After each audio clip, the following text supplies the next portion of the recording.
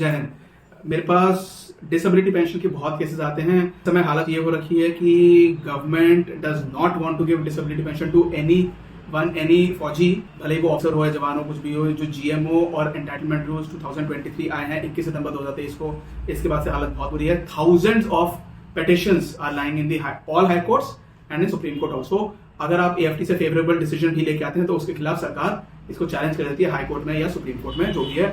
High court supreme court ने बहुत बार लताड़ा है सरकार को ये कहते हुए कि यार आप हर एक केस को अंधों की तरह अपील मत फाइल कर दो। You please draft a policy where you are deciding, you're taking a conscious decision as to which cases you want to file appeals against and which cases you want to allow for disability pension. But the government is rampantly filing writ petitions or appeals against every order of the AFT.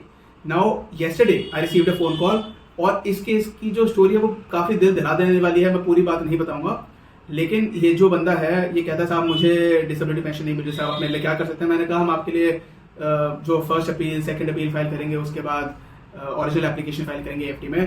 फिर उसने थोड़ी देर के बाद मुझे बताया साहब मेरा तो ना लेफ्ट टांग कटी हुई है, आई एम एन एम्प्यूटी। उसका घुटने से 3 इंच नीचे से कटा हुआ टांग, लेफ्ट लेग। और इमेजिन ऐसे व्यक्ति को भी अब सिचुएशन ये हो गई है कि ऐसे व्यक्ति को भी डिसेबिलिटी पेंशन लेना बहुत ज्यादा मुश्किल हो गया है। This is the levels our system has stooped to. इतनी बुरी हमारे सिस्टम की समय हालत हो गई है। सिविलियंस को अगर डिसेबिलिटीज होती हैं, they can continue in service till the age of 60 years. वो भले ही बंदा ऑफिस नहीं आ पाए।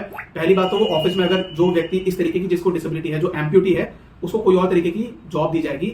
ही may be given a desk job which can be done by a person who is badly disabled और हु इज एन एम्प्यूटी। लेकिन army में obviously these people are invalided out. अब invalid out हो रहा है व्यक्ति, अगर वो एट्रीब्यूटेबल टू सर्विस या एग्रीवेटेड बाय सर्विस है भी, लेकिन वो उसमें जो नए इनके फैंसी पैरामीटर्स के हिसाब से 20% को पार नहीं कर पा रहा है, तो उस व्यक्ति को भी डिसेबिलिटी पेंशन मिलना बहुत मुश्किल हो गया। This guy was completely in a shattered state. He has wife, he has kids and he has old parents. And जिस व्यक्ति को डिसेबिलिटी पेंशन भी मिलेगी, एक व्यक्ति की अगर टांग कटी हुई है उसको दूसरी नौकरी मिलना बहुत मुश्किल है। उसकी his age might be around 40 years। So this is the extremely unfortunate situation that our armed forces have gotten into. I have been requesting people to that a change should be brought about in our system. We should be willing to give disability pension to our Fauji's. Our Fauji's are the pride of our nation. मैं हर एक देश के नागरिक से दरख्वास्त करता हूं, मैं कभी कहता नहीं कि मेरी वीडियो को शेयर करें, लेकिन कृपया करके इस वीडियो को, इस संदेश को सरकार तक पहुंचाएं।